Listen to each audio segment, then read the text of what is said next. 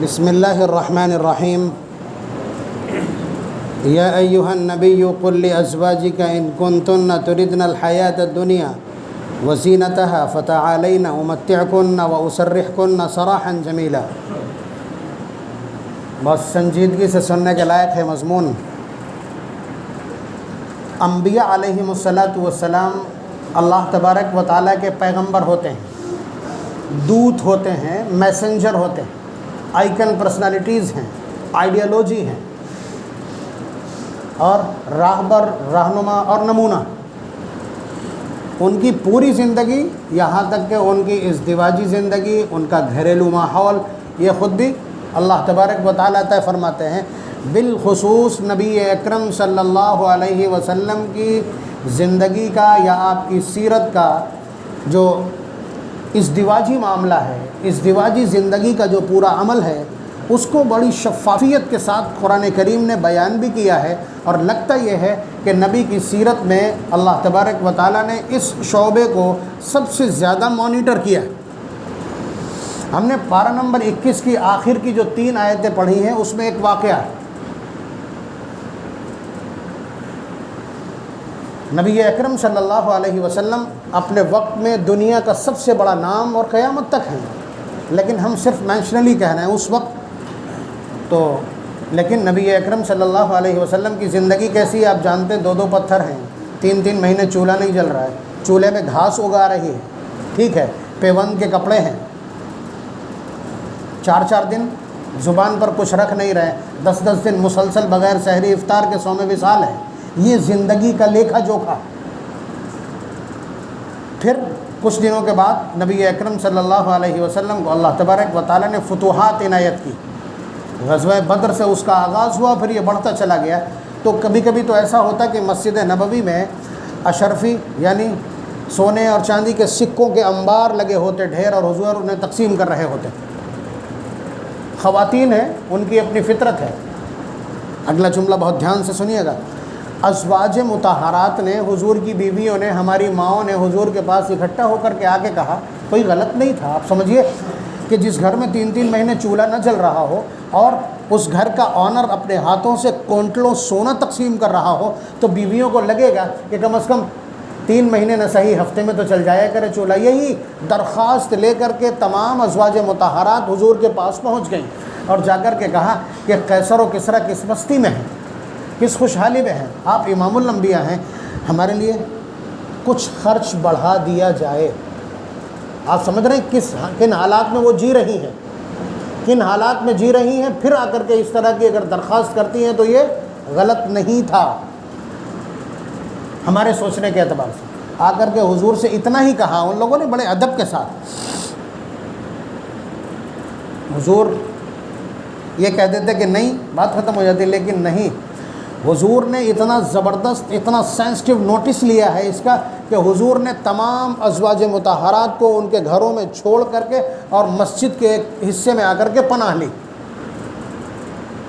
اور حضور کا رخ ایسا تھا، حضور کا رد عمل اور ریئیکشن اتنا خطرناک تھا کہ پورے مدینے میں خبر پھیل گئی کہ حضور نے اپنی بیویوں کو طلاق دے دی۔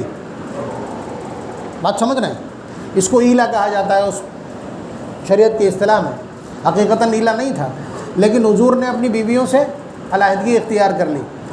اس کے بعد بیویوں نے آ کر کے معافی تلافی بھی کی ہے، اور ان کے گھر کے لوگ بھی آئے ہیں، بات چیت ہوئی ہے۔ میں اس تفصیل میں نہیں جا رہا ہوں، وقت اتنا نہیں ہوتا، لیکن حضور نے سرنڈر نہیں کیا ہے، اپنی ناراضگی کو واپس نہیں لیا۔ حضور اپنی زندگی میں کبھی اتنا ناراض نہیں ہوئے، اور حضور تو فرماتے خیرکم لاہلیکم وانا خیرکم لاہلی، تم میں بہتر وہ ہے جو اپنی بیویوں کے لیے بہتر ہو، اور میں تم میں سب سے بہتر ہوں اپنی بیویوں کے لیے۔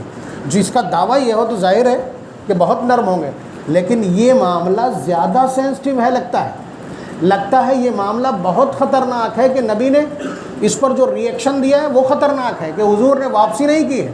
1 دن 2 دن 4 دن 5 دن 10 دن 15 دن 20 دن 25 دن، یہاں تک کہ پورے 30 دن تک بیویوں سے بات چیت نہیں کی ہے، گھر نہیں گئے۔ اور اس بیچ ہوا کیا ہے وہی تو ہم نے پڑھا، وہ مقدمہ ہم نے پڑھا ہے ابھی دوسری رکعت میں۔ اللہ تبارک و تعالیٰ نے ڈائریکٹ نوٹس لیا، یہ کیس تو نبی کا تھا، ڈومیسٹک کیس تھا، ڈومیسٹک کیس تھا، خالص گھریلو معاملہ تھا، لیکن آپ اندازہ کیجئے کہ اللہ تبارک و تعالیٰ نے عرش سے اس کی سنوائی کی ہے اس کیس کی۔ یہ جو آیت پڑھیے اللہ تعالیٰ فرما رہے ہیں یا ایھا النبی قل لازواجک، اے نبی اپنی بیویوں کو بلائیے اور ان سے کہیے، کیا کہیے؟ ذرا دیکھیے گا دھیان سے، بہت دھیان سے۔ ہماری مائیں ہیں، نبی کے گھر میں ہیں، ان سے بہتر کائنات میں اس وقت کوئی عورت ہو نہیں سکتی، اس لیے کہ اللہ اپنے حضور کو یا اپنے حبیب کو کائنات کی سب سے پاکیزہ بیوی دیتے ہیں، ان سے بہتر کائنات میں ہو ہی نہیں سکتا، یہ مستقل ایک عقیدہ ہے۔ اللہ تعالیٰ فرما رہے ہیں کہ انہیں بلائیے اور ان سے پوچھئے کہ یہ دولت چاہتی ہیں، بلائیے، تعالین، آؤ، امتعکن، ہم تمہیں مال دیے دیتے ہیں، واسرحکن سراحا جمیلا، لیکن نبی کے رشتے سے باہر کیے دیتے ہیں، نبی کے رشتے سے باہر کیے دیتے ہیں۔ اور اگر ان کنتن تردن اللہ ورسولہ، اور اگر تم اللہ اور اس کے رسول کو چاہتی ہو تو پھر انتظار کرو، ان اللہ اعد للمحسنات منکن اجرا عظیما، تم میں جو نیکوکار ہیں ان کے لیے آخرت میں اللہ نے بہت کچھ تیار کر رکھا ہے۔ یہ تخییر ہے، یہ دو باتوں کے بیچ اختیار دیا گیا، چاہو تو اللہ اور اس کے رسول کو اختیار کر لو مگر غربت کے ساتھ رہنا پڑے گا، اور چاہو تو چمک دمک اور مال و اسباب اختیار کر لو مگر نبی کے رشتے میں نہیں رہ سکتی۔ نتیجہ عرض کیجئے، نتیجے پہ بات کرنی ہے صرف۔ وہ عورت نبی کے رشتے میں رہنے کے لائق نہیں ہے جو پیسے کی چمک دمک کے پیچھے جاتی ہو، وہ عورت وفادار نہیں ہو سکتی ہے۔ وہ عورت جو مال و دولت کا پیچھا کرتی ہو، مال و دولت جس کے طلب میں ہو، مال و دولت جس کا ایم اور ٹارگیٹ ہو، مال و دولت جس کی پراتھمکتا اور ترجیحات اور پرائرٹی میں ہو، وہ عورت رشتے میں رکھے جانے کے لائق نہیں ہے۔ قرآن کریم کا منشور یہ بتلا رہا ہے۔ اور اگر اب بھی سمجھ میں نہ آئے، انبیاء علیہم السلام کی یہ سیرت ہے، یہ حضور کا معاملہ ہے جو ڈائریکٹ پارہ نمبر 21 سورہ احزاب سے میں نے اٹھا کے آپ کو سنایا۔ ایک روایت بخاری کی، حضرت ابراہیم علیہ السلام نے حضرت حاجرہ کو اور حضرت اسماعیل کو وہاں بسا دیا تھا نا، مکے میں بسا دیا تھا، لیکن حضرت ابراہیم کو بسنے کی اجازت نہیں ملی، انہیں شام میں ہی رکھا گیا۔ حضرت حاجرہ کا انتقال ہو گیا، حضرت اسماعیل علیہ السلام کی شادی ہو گئی۔ حضرت ابراہیم علیہ السلام کو جب اللہ تعالیٰ کی طرف سے اجازت ہوتی تو بیٹے اور بہو سے ملنے آ جاتے تھے۔ ایک روز آئے شام سے، دھیان سے سنیے گا پھر اسی منشور پہ بات۔ شام سے آئے اور آ کر کے حضرت اسماعیل علیہ السلام کے کمرے پہ پہنچے اور پوچھا کہاں ہے اسماعیل؟ تو بہو نے کہا کہ وہ شکار پہ گئے ہیں۔ تو کہا کہ گزر بسر کیسا ہو رہا؟ سسر ابو الانبیاء، انبیاء کی کڑی میں جنکشن کی حیثیت رکھنے والی ذات بہو سے پوچھتے ہیں کہ گزر بسر کیسا ہو رہا ہے؟ تو بہو نے کہا بس ایسے ہی ہو پاتا ہے، بس ایسے ہی گزر رہی، بہت تنگی میں بسر ہو رہی۔ ٹھیک، حضرت ابراہیم علیہ السلام نے فرمایا جب اسماعیل آ جائے تو اس سے کہہ دینا کہ وہ اپنی چوکھٹ بدل لے۔ حضرت ابراہیم علیہ السلام چلے گئے۔ حضرت اسماعیل علیہ السلام شام کو جب واپس آئے ہیں تو نبی کے انوار و برکات سے پہچان لیتا ہے۔ فوراً پوچھا کوئی آیا تھا کیا؟ بیوی سے پوچھا کوئی آیا تھا کیا میرے پیچھے؟ کہنے لگی ہاں ایک بڑے میاں آئے تھے، اور آ کر کے انہوں نے مجھ سے پوچھا کیسی گزر بسر ہے؟ میں نے بتا دیا کہ بہت تنگی کے ساتھ پریشانی سے گزر ہو رہی ہے۔ تو انہوں نے یہ کہا ہے کہ وہ اسماعیل جب آ جائے تو اسماعیل سے کہنا کہ اپنی چوکھٹ بدل لیں۔ تو حضرت اسماعیل علیہ السلام نے بیوی سے کہا تم کو معلوم ہے کون تھا جو آئے تھے؟ وہ میرے والد گرامی ہیں حضرت ابراہیم علیہ السلام، اور وہ جو کچھ کہہ کے گئے ہیں اس کا مطلب یہ ہے کہ میں تجھے طلاق دے کر کے اپنی زندگی سے فارغ کر دوں، اس لیے میں تجھے فارغ کرتا ہوں۔ بات سمجھ رہے ہیں؟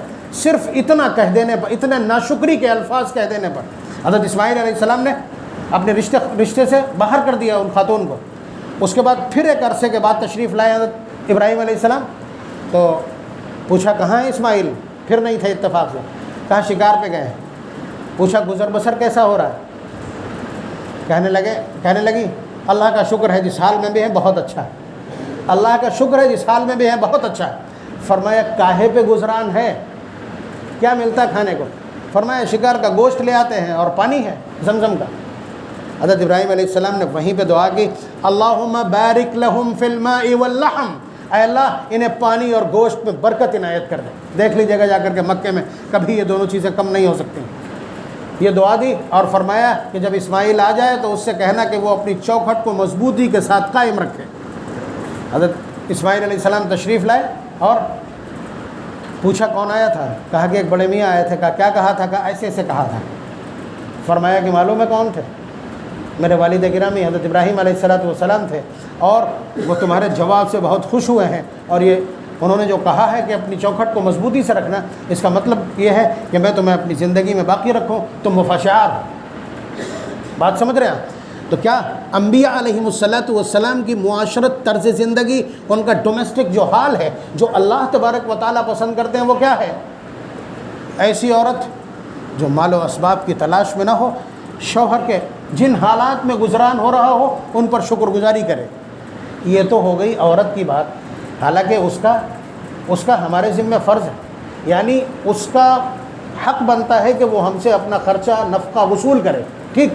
اس کے سلسلے میں تو شریعت کا یہ اختیار ہے، شریعت کا یہ دستور ہے، بہت خوش ہو گئے آپ۔ لیکن ان مردودوں کو، ان بدقسمتوں کو، ان بدبختوں کو، ان قزاقوں کو، ان قلاشوں کو، ان تہیدستوں کو، ان مفلسوں کو آپ کیا کہیں گے کہ جو خود مرد ہو کر اور عورت کے دروازے پر جا کر کے مانگتے ہیں کچھ جہیز کے نام پر، جو مانگتے ہیں انہیں تو وہیں زمین پھٹے اور دفن ہو جانا چاہیے۔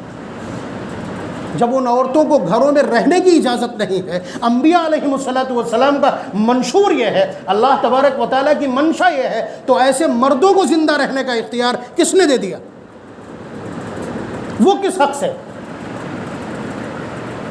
ذرا قرآن و سنت کے مندرجات کو دیکھ کر کے زندگی گزاریے، دوسروں کو دیکھ کر کے اور آس پاس کے کفر کو دیکھ کر کے اپنی معاشرت طے مت کیجیے، اپنی زندگی تباہ مت کیجیے۔ اللہ تبارک و تعالیٰ قرآن و سنت کے علوم کا ہم سب کو امین بنائے۔ وآخر دعوانا الحمد للہ رب العالمین۔